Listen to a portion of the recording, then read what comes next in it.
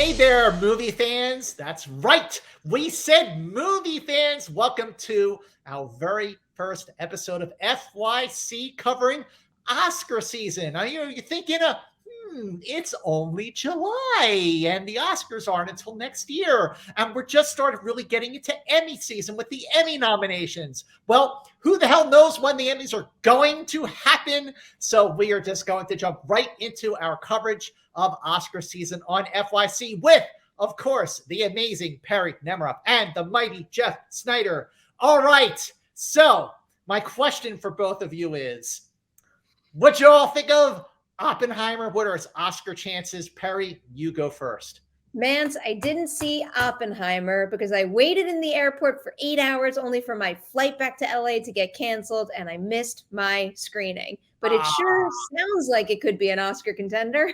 I'm going to throw that then to Jeff, the Int Snyder. What is your hot button take? Hot mic. A slew of nominations for Mr. Nolan and his movie, but I don't see a whole lot of wins again. I think it'll get a Best Picture nomination, Best Director, Best Actor for Cillian Murphy, Best Supporting Actor for Robert Downey Jr. I don't think any of the women will be nominated. Score, Ludwig Göransson. Cinematography, perhaps. What else were you thinking, Scott?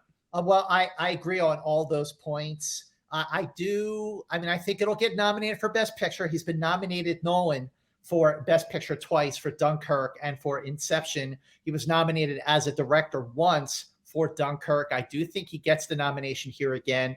Absolutely adapted screenplay, because I'll tell you what, Jeff and Perri and everyone watching, the thing that really riveted me the most with this movie is the screenplay, because, Jeff, I'm curious your take on this. I mean, the movie is 3 hours. I thought it flew by. I hung on every word from start to finish. I think it peaks at a certain point. I think you know what the point is.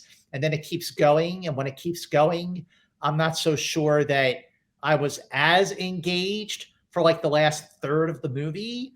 What's your take on that? Am I missing the mark here? No, I think you nailed it. And I think we're like two of the very few people who think this. Some people will love that third act in the last 45 minutes. And to some people, like, that is the climax. But I felt like it was like the ending to a different movie than the 2 hours that preceded it. I did check out after that climactic incident about 2 hours into the movie. I thought it kind of lost me. I thought it was really good up until that last 45 minutes, which, again, work on their own, but just not necessarily for the story I was under the impression that he was kind of telling at the beginning. So I think it'll probably get a nomination. But, again, I just don't see this as a big winner. Well, I agree. The thing about Nolan, as we all know, is that he doesn't make easy movies. I mean, it's a movie that really did stay with me, even though I wasn't as engaged by the last third. I still was taken with the movie as a whole. Perri, when you do see it, I'm really, really, really curious to know your take on it. But I'm going to throw to you with the next question, Perri. What do you think is the best shot for like a runaway Oscar contender that has really good chances of winning a few of those nominations so far? I don't know if we have a runaway favorite, but especially because I'm always hesitant to call something that when I haven't seen it, because we know what happens when we make predictions based on Oscar packaging alone. So I'm going to go with something that I have seen, something that is very widely acclaimed and embraced by everyday moviegoers as well. And I do think it's going to be a major talking topic through award season. It's Past Lives.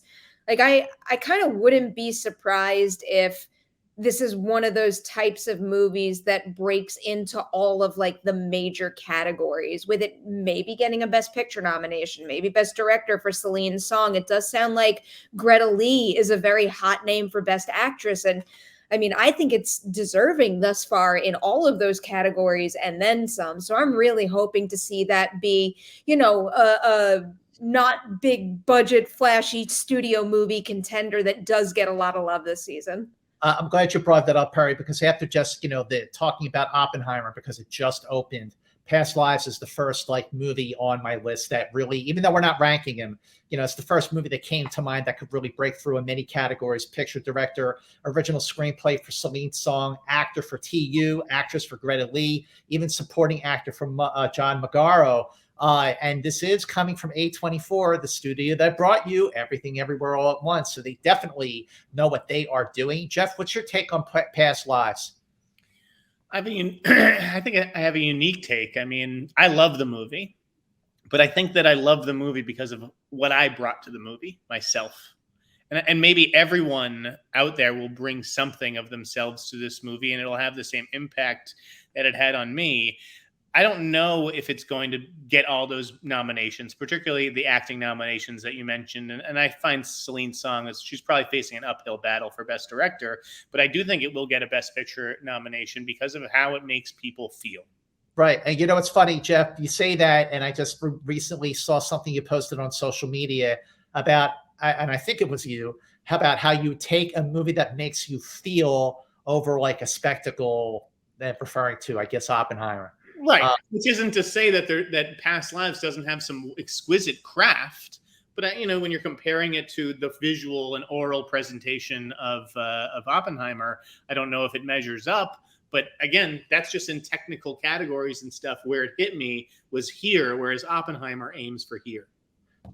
Perfectly put. All right, Jeff, what's another film that you really love, and just nominations alone would make it worthy of this conversation? Well, I mean, I think with Oppenheimer not being, to me, a home run, I wouldn't call it a home run. I think the movie that really benefits here is Air. I think that Ben Affleck's Air is going to hang around. People, love it. Particularly if things continue to move out of the fall, there was just a breaking news report that Dune 2 could push to 2024 because you need Timothée Chalamet and Zendaya around to promote that movie. So it could be interesting to see what titles fall out, but Air is a movie that I love the movie. I love the cast. It's rousing. It makes you feel good in a way that Oppenheimer, I don't think, does. And so I do think that Air is in it for the long haul. Really, Oppenheimer didn't do it for you. It wasn't the warm and fuzzy type, even though it was warm. It was definitely warm. But I agree with you about Air. Air is definitely one of my favorite movies of the year. It's an absolute crowd pleaser. It's right there on Amazon Prime. If you have not yet seen Air, go to Amazon Prime right now and watch it. You're going to love it. I definitely see it as a contender for picture, director, screenplay written by Alex Convery. In fact, when people talk about AI, and writing screenplays, I always say there's no way that AI could have written a screenplay like Air. Perri, what is your take on Air? I absolutely loved Air. It is also one of my favorite movies of the year. And it's one of the first movies of the year where I walked out and said with certainty that it's going to get a particular Oscar nomination. And I was saying it for Viola Davis's work in the movie, but I think it's deserving of more nominations beyond that. But then I started to get worried because it just seemed that upon release, not a whole lot of people were seeing it. Not a whole lot of people were talking about it, but given what Jeff brought up about other potential contenders moving out of the race, that could wind up boosting a movie that has already been released, like Air's chances. And, obviously I don't like anything about what's happening in the industry right now, but I wouldn't mind seeing Air get a good shot of getting some nominations. I agree. I mean, I'm glad you brought up Viola Davis, and certainly, Matt Damon, and, I mean, even, Affleck is an actor in addition to being director. I think it's up there with Argo as just a great movie. Jeff, what's another film that you want to call out? This one isn't in the Best Picture race. I mean, technically it could be eligible for it, but I'm thinking the Best Documentary race, and that is the Michael J. Fox documentary, Still, which I think was absolutely fantastic. I loved it ever since I saw it at Sundance, and I wouldn't be surprised if that ended up winning the Oscar, months from now. I loved Still, a Michael J. Fox story. In fact, when we saw it at Sundance, I called it the life itself of 2023. It reminded me a lot of the Roger Ebert documentary, which at that time, when that came out in 2014, that was like, oh my God, this is going to win Best Documentary, and it wasn't even nominated. I do think this will get nominated. Perri, what's your take on Still? I have not seen it, but I've only heard the best things, so I think it is a likely contender in that category. like that movie, Perri. You should watch that. Yeah, I know. I got a lot to catch up on right now. You will definitely love Still a Michael J. Fox Story, which is streaming on Apple TV Plus. So another film, if you haven't seen it, it's right there in plain sight. Go for it. I want to throw out a film that was also at Sundance that I loved, and I'd seen it now 3 times. I actually saw it twice at Sundance, which I haven't done since 2009 when I saw 500 Days of Summer twice at Sundance, and that is You Hurt My Feelings, written and directed by Nicole Holofcener. I think this is her best movie, and it's a bold statement because I think that she only makes good or great movies. I think it's a contender, certainly for original screenplay, possibly picture, maybe director, but Julia Louis-Dreyfus for lead actress and Tobias Menzies for supporting actor. It's a really profound film, one of her very best. And because of what you both pointed out about movies, moving off the fall schedule, that could open the door for some of these early. They're not all moving. They're not all moving off the fall schedule. Well, wait a minute. I mean, not all of them are moving, but some, depends on how long the strike goes. I don't think enough will move. I'll put it that way. I thought I liked You Hurt My Feelings. I think it's a solid B+ movie. I think Julia has a chance at a nomination, an outside chance, and Nicole has a chance at an original screenplay nomination. But I don't see this getting a director or picture nod. Perri, what about you? Did you see You Hurt My Feelings? I'm in agreement with Jeff on this. I did like the movie quite a bit, but I have heard some criticisms of it just in terms of, it's like we're dealing with some really big problems in the world, and not to say that people's personal problems aren't valid as well, but some criticism in terms of how that is handled that, I don't think it's necessarily going to get the widespread acclaim and nudge it needs to actually be a real contender in any of these categories. But I did enjoy it quite a bit. Okay, then what's next on what's another film that you really love, Perri? So let's stick with Sundance, maybe. I'm curious to see what happens with this again. Like, we keep having to reference this current strike situation because this is the type of movie that I don't necessarily think is going to have any chance whatsoever unless it has a really strong campaign. One of my favorite movies at the festival was Cassandra. I thought that was a phenomenal film, and Gael Garcia Bernal, who delivers great work across the board. I think he delivers one of his best performances in that particular film, and I would love to see him get a nomination. And, while I do think right now it is less likely when you think of, the bigger juggernauts that'll have big campaigns behind them, I do think that when that movie comes out, if people embrace it at least as much as I did, it's one of those ones that could make its way into the conversation for real. Yeah, I missed that at Sundance. Jeff, did you happen to catch that? I didn't catch it. Who acquired it? I'm looking that up right now, but you may know. It's going to be an Amazon Studios release. Okay, interesting. Yeah. All right, Jeff. Then what else is on your list there?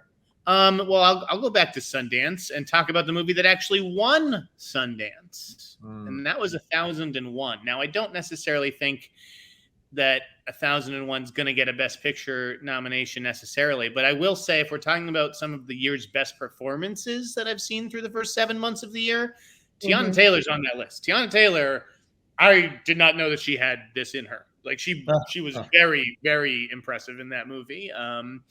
Do I think that she'll ultimately make the cut? Probably not. It seems like a performance is going to get lost in the shuffle and overlooked, but it shouldn't be.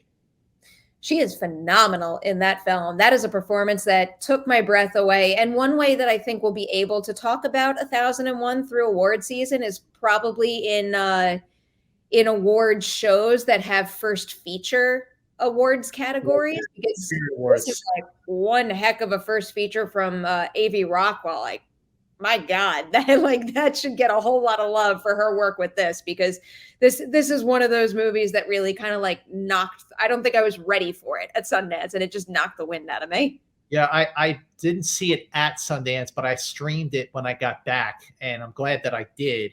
And I streamed it because of one, and I was, we were able to watch it at home, and it is great, and she's great. A movie that I absolutely love, adore, I think is an even better word for it, is Are You There, God? It's Me, Margaret. Movie from Lionsgate, came out in May, totally got lost, but it's a widely praised film, almost unanimous judging by Perri's reaction. I don't think it'll get nominated for Best Picture, but I think it's a worthy film. It's for writer director Kelly Freeman Craig, who did I think a fantastic job, as good as a movie based on Judy Blume's classic seminal novel could possibly be adapted. And lead actress Abby Ryder Forston, who just was marvelous in that film. Either of you see it? What do you think? I thought it was very good. Sorry, go ahead. No, I think we're probably maybe gearing up to say the same thing. I thought it was very good. I did not think it was great, and I also think the fact that it came out and went away in a flash is a sign that it will not have the momentum needed to get it to any kind of award season consideration. That's too bad. Jeff, what do you think? It's not an awards movie, but I was going to say, if there is a chance, I think it's in supporting actress. And I was going to ask you, who do you think has a better chance, Rachel McAdams or Kathy Bates? Oh, well, that's a freaking great question, mister. Rachel McAdams has more screen time, but Kathy Bates is one of those, like, when she's on the screen, she owns it. So Perri, you think neither one of them? I don't think this movie, like, realistically has any shot of getting any nomination in any category. All right, well, I'm going to bring up a movie that may be in the same boat, Perri. It has a very tiny distributor, which is IFC Films. I know what you're going to say. Can I predict? Yes, you can. Blackberry. Yeah. I'm not even saying movie director, screenplay. Do we think that Glenn Howerton has a real shot at a nomination? And I think it would probably be supporting, right? Absolutely. I think so. Not only is that a great film, but Glenn Howerton crushed that movie. He just took it and just freaking crushed that little Blackberry and just owned that movie. You could call it the performance of the year. Have I seen a better performance this year? I don't know if I have. Glenn Howerton in Blackberry is incredible. And I love the movie, but he is awesome. Perri, did you see Blackberry? I didn't see Blackberry. I hear clearly I'm just only not seeing the things that we talk about today, but I hear the greatest things about it. It's been high up on my list, and I do think that is a prediction that could wind up panning out, regardless of what drops out of the race. I think it is going to be a heavily considered performance in that particular field. Well, what else do you think deserves attention, whether it's a surefire contender or just not quite? We probably should talk about Barbie.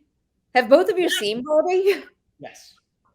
Look, Barbie for, the craft stuff, like production design, hair, makeup, wardrobe, absolutely gets nominated for that stuff. Does it get nominated for Best Picture or lead actress or lead actor? Maybe. There are a lot of people out there calling for that. If I am, and listen, I liked the movie. People know based on my Twitter reactions that I have some criticisms of it. I think the crafts are very deserving of nominations, if not wins. Some of the elements of the production design, costume design, and then some are like mind-blowing feats, especially when you hear about some of the techniques they use to bring some of that stuff to screen and actually film all of it. It really is something else. When it comes to the script, people already know, I think there are some weak elements of the script that would keep it out of the screenplay conversation for me. And at this point in time, I don't know if I'm willing to call it a Best Picture contender either. And the same goes for the two lead performance categories also. I don't think it's going to win. My feeling about Barbie is, while overall I really did love it, and overall I think it's a joyous, delightful, irresistible film, I thought the first half of the movie was better than the second half of the movie. I love that it's actually full of ideas when it comes to purpose, identity, and empowerment. But I felt like in the second half of the film, it lost its focus and its footing of it just tried to jumble too much and didn't all come together. They teed up some really great, bold ideas that would have rocked me to my core, made it a movie I never forgot. If they, they're bold, ambitious ideas. They had to perfectly stick the landing. And the fact that they missed it a little bit, I just think, it sucks some of the air out of the movie in the end and lessens the impression that it could have made. I agree. I completely agree. Yeah, Jeff? I don't see it as a big contender in the major categories, certainly in production design and costume and stuff like that. But if we're going to talk about screenplay, is it an original screenplay or is it adapted? Adapted? That's what I think. Because it's based on an IP? Like, really? Yeah. I know it seems weird. Yeah. It would fall under adapted. I'd be curious to see where that does fall, but that's a great question. Yeah, I'm curious. I just want to throw out. I'm curious. I don't think this is a Best Picture contender at all, but I like the film Tetris with Taron Egerton. I don't even think that's eligible. That didn't get a theatrical release, did it? No, it didn't. It Yeah, went that's to just an Apple movie. All right, what else? What else you got from movies? On the animated side, I think we could talk about like Spider-Man is a shoot-in, and I would imagine that race feels close to over to me. Yeah, I agree. I think Spider-Man Across the Spider-Verse is like, it's the Pinocchio of this year. I think it's just so far ahead of the other and like the other contenders I think are great. Like the ones that I'm thinking of. Like I would love to see Teenage Mutant Ninja Turtles Mutant Mayhem get a nomination in that category. And I think it's a brilliant movie. And I would love to be able to say that it is the top choice to win. But because Across the Spider-Verse came out this year, I just don't think anything can touch it. I was extremely delightfully surprised by how excellent Teenage Mutant Ninja Turtles is. I did think that Spider-Verse 2 was like, the one to be for Best Animated Feature. But then when I saw Turtles, I went, wait, not so fast. But look, Spider-Verse is what it is. And I think Turtles gets nominated, but I still think that Spider-Verse wins, at least as of July. Jeff, did you see, you think Spider-Verse is like the front runner for animated feature? It seems like kind of like a lock to win. I haven't seen Teenage Mutant Ninja Turtles yet. Love that property, though. I was a big fan of Elemental, I will say. I did like Elemental, but I thought it was solid. I didn't love it, but I liked it. It's on a different level than Across the Spider-Verse. It's not quite on the same level. It's still Pixar though, and it's probably gonna get in. I liked Elemental too. It's not great Pixar, but it's pretty damn good Pixar, which is often a lot better than other animated movies. So I do think it's gonna get nominated. The one that I'm keeping an eye out for later this year, though, because it could be a really big deal, is Wish. Like, especially when you think about some of the ideas that it's tapping into just in terms of like Disney 100 and what it's celebrating in that form of animation. If they really do like give us a home run with that film, I feel like it's going to be something that, tugs at the heartstrings of any hardcore classic Disney animation fan. I've heard great things about Migration. Migration? Which one's that? Yeah, it's Illumination's next big movie. Oh, okay. Well, I'll tell you what, there's, whether the actors are there or not, we still have 3 major film festivals just a few weeks away. Actually, 4. You got Telluride, Toronto, Venice, and then New York. So go ahead, Jeff. Plenty more movies to come. This is just a first half of the year discussion. I have 2 Sundance questions for you. The first, did either of you see Justin Chan's movie Jamo Jaya? I did. I liked it quite a bit. I think it's probably my favorite movie of the year right now, and it still hasn't been acquired for distribution. So I would love to see something. Right, and I thought that the guy who plays the older man in that I think is Yaya Unra, maybe. I'm forgetting his name, but he was exceptional. I would love to see that movie get picked up. Here's the big question for you guys, though. Yeah. If you're Searchlight, it's time to have the discussion. We put it off as far as we can. If you're Searchlight, are you putting out Magazine Dreams this year? Yeah. You are. Well, I mean, it opens in December. There's no campaign behind that movie. They haven't touched it. They haven't touched it since they bought it at Sundance, from what I understand, because of all the legal stuff surrounding Jonathan Majors. But is the update on him? Is he still under investigation, or what's going on? I don't know when the next court hearing is, or what that next step is, but it's like pretty soon you're going to have to make a decision. You're going to have to release a trailer by like September, October, which is only 6 weeks away, really. Like, you got to decide whether you're campaigning this guy or not. And I don't think you can. Yeah, that's a really good question. I'm really curious to know, if everyone watching, if you know what's going on with Jonathan Majors, do you think that Searchlight should or will release Magazine Dreams. Let's take everything out of it, like legally. Do you think that performance deserves or could get a nomination? Because I do. I think he was great. The performance should stand on its own, and yes, he's magnificent in the film for sure, and he would get a nomination if all this other stuff wasn't happening. Perri, what do you think? This is not. I mean, I can't. Yeah, I'm gonna pass for now, and address this after I've caught up on what I mean. Like what You're is, allowed. That's fine. What is the latest? Because I didn't mean to put you on the spot, P.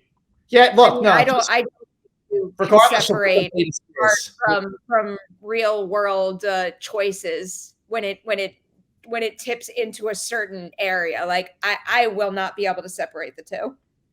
Listen, it is, if I saw the movie after the fact, I wouldn't be able to watch the film without thinking about it. But, I did see it early, and I'm just, look, there's a lot going on with that. But, Jeff asked me a question. If you take all that out of the equation, is it a good performance? And the answer is yes, it is. And I do feel like it's the appropriate time to ask that question. All right, moving on. I can't take it out of the equation.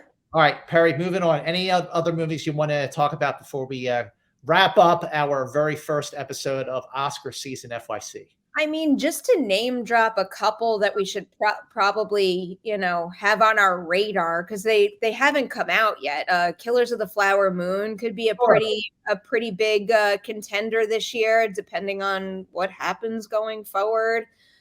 What else is there? I see a lot of people with A Little Prayer on their list, which played at Sundance. I didn't walk out of that movie saying like, "Oh my God, it's an Oscar-worthy movie." I will say there's a couple of scenes, like a couple of performance beats that I'm like, that would be a great Oscar like clip.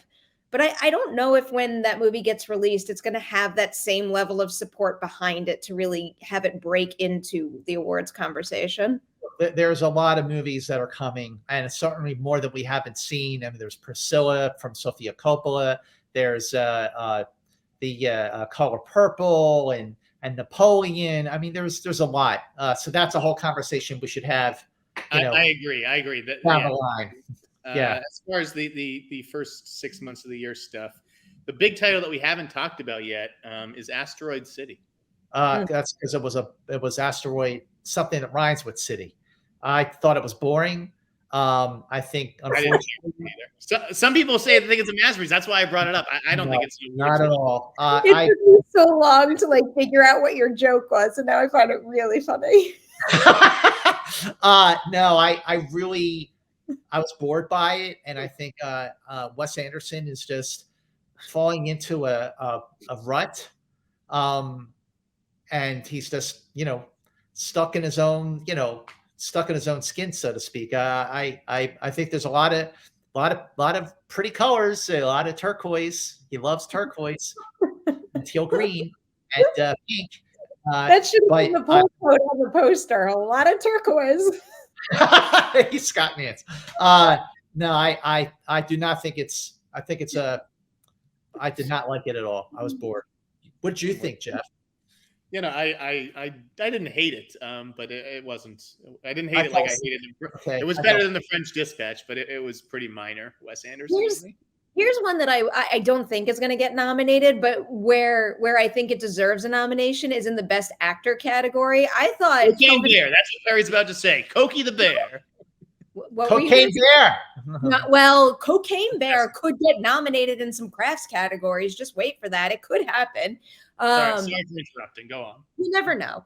I think that Kelvin Harrison Jr. should be nominated for Chevalier. I thought he was phenomenal in that film. Again, that is another example of a film that was released and vanished in a flash. And I don't think you could come out that early in the year and actually get nominated unless you have a strong opening or long legs, which that movie didn't. But he's going to get nominated for an Oscar one day, whether it's for film or something else. I am still putting every penny I have on that particular bet. I would not bet against you on that because I think you will definitely get nominated soon. So There's another movie that I'm going to troll by bringing up. I'm going to troll you guys. Oh no. And that is Beau is Afraid. I didn't No. see it. No. Hey, there are Beau is Afraid. Phoenix deserves an Oscar, but not me. No, I you know what? I that is not my cup of tea. I deliberately did not see that movie. I liked it well enough and admire its ambition, but there's no way that enough people are going to see that movie given how, unusual it is and how long it is. And if enough people don't see it, it's not getting nominated. Did either of you see Eileen at Sundance? I did see Eileen. Do you think Anne Hathaway has a chance? No. Oh, Eileen, yeah. But do you know who should have a chance? And Who? here's another name I'm going to throw out that has to be nominated for an Oscar one day in her career. She gets I feel like she does not get enough time in the spotlight, and she just runs through movies and steals scenes in movies and shows. Marin Ireland runs away with that movie with one damn scene. She should get nominated for that movie. That's a great character. Yeah, that was a good one. That got picked up by who? Neon. Yes. There you go. Yes. All right. So that brings us to the end of episode 1 of Oscar season FYC. Let us know what you think by commenting below. Are there other films or other performances that you think should be nominated that we did not get to? Comment below. And while you are below, make sure you hit subscribe to Perri's YouTube channel so you can get all of her amazing content as soon as she hits publish. Make sure you share FYC on all of your social media platforms so more people can discover the very best, most informed, most lovable Oscar and Emmy season pundits you will find anywhere on YouTube. Thanks for watching this episode of FYC. And until next time, FY, see you later.